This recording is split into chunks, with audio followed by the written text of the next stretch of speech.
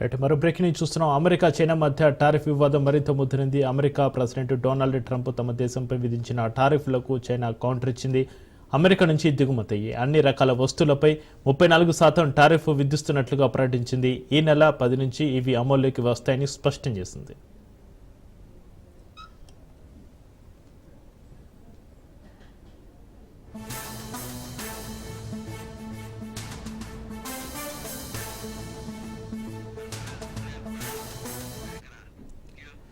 China వస్తువులపై America భారీ పన్నులు విధించడం ఇంటర్నేషనల్ ట్రేడ్ రెగ్యులేషన్కు విరుద్ధమని చైనా ఆర్థిక మంత్రిత్వ శాఖ ఆగ్రహం వ్యక్తం చేసింది. ఏకపక్షంగా ఆర్థిక బెదిరింపులకు పాల్పడుతుందని తెలిపింది. అమెరికా అధ్యక్షుడు డొనాల్డ్ ట్రంప్ లిబరేషన్ డే పేరుతో పలు దేశాలపై కొత్త సుంకాలను ప్రకటించారు. ఇందులో చైనాపై 34% అదనపు సుంకాలు విధించారు.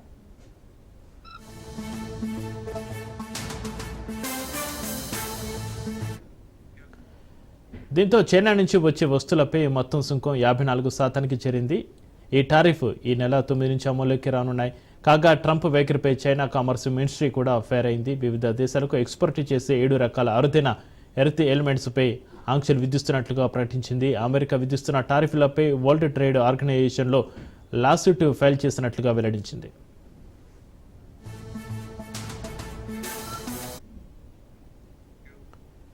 ఇక చైనాలోని టారిఫ్ల కస్టమ్స్ల విదేశీ వ్యాపార చట్టం అంతర్జాతీయ వాణిజ్య నిబంధనల ప్రకారం స్టేట్ కౌన్సిల్ ఆమోదంతో అమెరికాపై తాజాగా 34% పన్నులు విధిస్తున్నట్లుగా ప్రకటించింది. ఇప్పటికే చైనా నుంచి అమెరికాకు బయలుదేరి మార్గం మధ్యలో ఉన్న సరుకులు మే 13 లోపు చేరుకుంటాయి. వాటికి మాత్రం 34% పన్ను నుంచి మినహాయింపు ఉంటుందని ప్రకటించింది.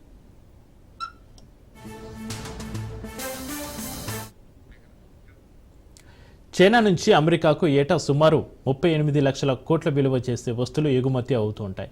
అమెరికాతో వాణిజ్య చర్చలపై చైనా స్పందిస్తూ తాము టారిఫ్ వారిపై అమెరికాతో టచ్లో ఉన్నామని తెలిపింది. చర్చల ద్వారా సమస్యను పరిష్కరించుకుంటామని వెల్లడించింది.